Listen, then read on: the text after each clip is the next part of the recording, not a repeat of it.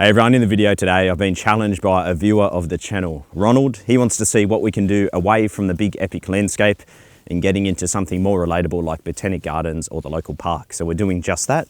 We've got a time limit and I'm dragging around old Milo boy here.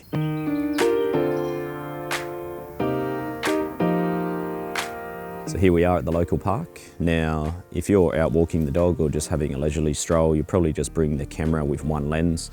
Today I am going to bring the whole arsenal, so a wide, mid-range and the telephoto, just because I don't want to be limited in any way by what we may see. But yeah, realistically you might just want to bring one lens, and there's a good challenge in that as well, potentially something we can do on another video. So we're going to go for a little walk with Milo, see what speaks to us. It's early morning, so the light is soft and it's quite overcast. So really the odds are somewhat against us in the sense that we've got no light at all. But that's all part of it, right? That's the reality of being a landscape photographer. You just get what you're given and try to make the most of it. Let's go. And just to make it a little bit more realistic, we're gonna give ourselves a 20-minute time limit. We're right on 8:30, so we've got 20 minutes to do the walk with the dog and see if we can walk away with a few images which are hopefully not too bad, let's put it that way. They're not gonna be great, but let's try and not get bad photos. These big, beautiful gum trees reminds me of back home in Australia, just the smell of them. But what I love is the bark, all the texture in that bark, very soft, diffused light on those too. That's the beauty of the telephoto lens, is that it really allows us to just simplify the scene, zone in on what's good and eliminate all the bad stuff. So we're gonna chuck on the 100 to 400 mil. Just get a nice detailed shot here of all that beautiful bark coming down. Might as well get comfortable, Milo, what do you reckon? So zoning in on the trees here, composition, it's always for me about keeping the eye back in that centralised part of the frame and not throwing the viewer's attention off to the corners. So as I look up at the trees there, I'm trying to balance out the scene with some dominant big parts of the trunks on the left and right, and then in the middle there's actually a curved branch which is flowing out and back inwards. So I'm trying to use that as a way to bring the eye back into the center of the frame. And at the moment I'm on ISO 200. I've actually gone f16 because there's a lot of depth there because I'm quite close to this subject. And it's only 1/10 of a second, but with the stabilization and particularly sitting down, that is more than fine to be handheld. That's at 100 mil. I'm going to try a few more at different focal lengths, and we'll see what we can do here. But I love the pop of green. That's a really good contrast, that cool green popping off the warm bark.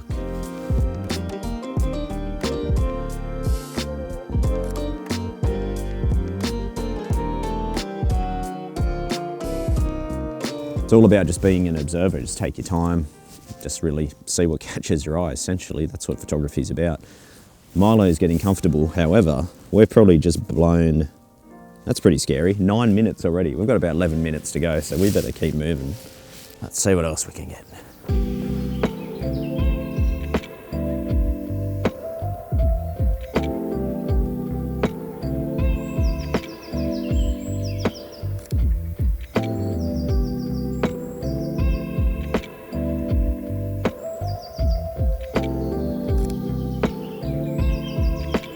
All right, so over here is an absolute symphony of junk, really. There's these bulrushes, big gnarled trees. It actually really is not that appealing to the eye, but what is important is the combination of color and texture, and that is going to work really well as an ICM, intentional camera movement. So what I'm going to do is slow down the shutter. I'm at 1/6 of a second, and I'm just going to zoom in, and then as I start to pan up, I take the shot. So I'm going to pan up like that. And then we just get everything streaked out, but because that variety of tones and colours, there's still something there for the eye to latch onto, but it just looks a lot nicer because it's been smoothed out with the ICM. Something you can try almost anywhere, anytime.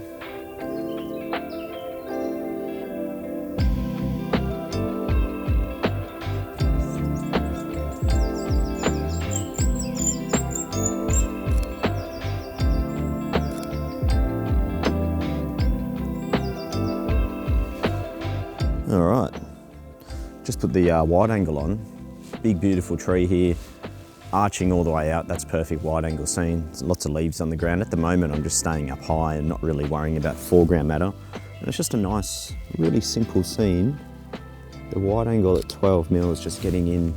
It's creating a very nice arched type perspective with the tree, all the symmetry coming out.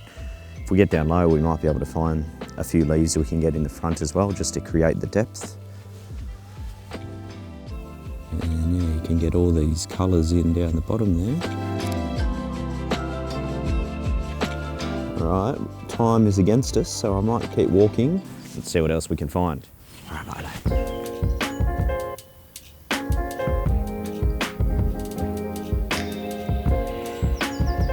Now, don't be afraid to do a bit of strategic placement if the location calls for it. So in this case, it looked good down there, but I think up here, just that little pop of colour.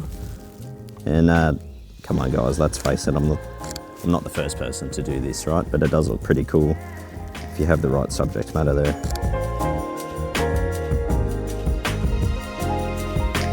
Milo came into my life in 2011, and that's when I first picked up a camera. So he's been with me in this whole journey. He even come over from Australia, didn't you, mate? So he's had a lot of adventures with me over the years, old Milo.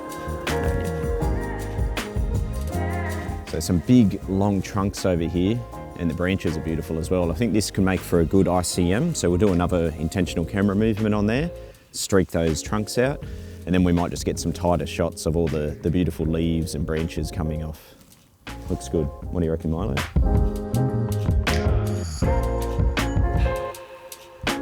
Don't want to be streaking too fast because we lose the texture in the bark, so it's just trying to get that right movement.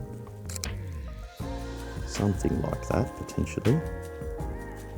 You get the idea. I think we should now do it sharp and not do the movement. So zoning in, just getting similar to what we did at the start. We've got the nice contrast of the warm bark with the greens behind.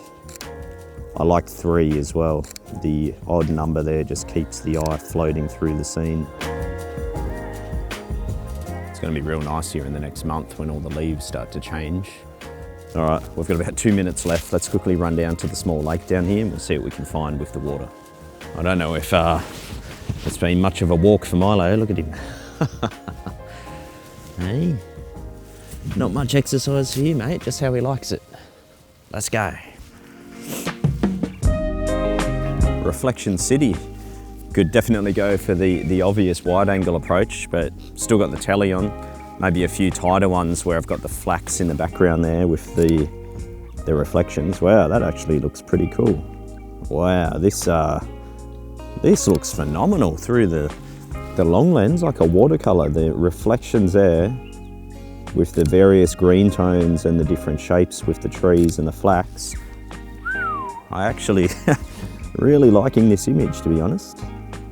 It's kind of cheating when you have a reflection, isn't it? It just really simplifies everything and you get that instant symmetry, so it's going to be pleasing on the eye regardless. But that's a really nice little scene. Just going to chuck the wide angle on. Let's get these reflections with the sky. Get the big classic scene.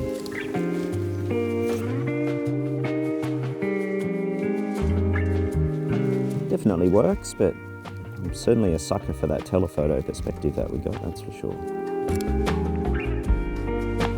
Let's go get that flax in the foreground. All this open water, it's a very simplistic scene. If we get the flax, it's just going to give us that depth, a bit more of a three-dimensional type look.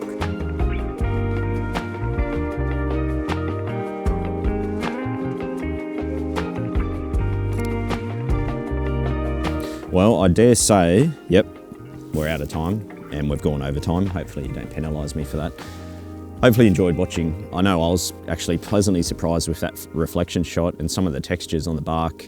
It just goes to show that, you know, photography and the joy that you can get from photography can be done anywhere, even in your own backyard, and it can be done anytime, regardless of what the sky is doing.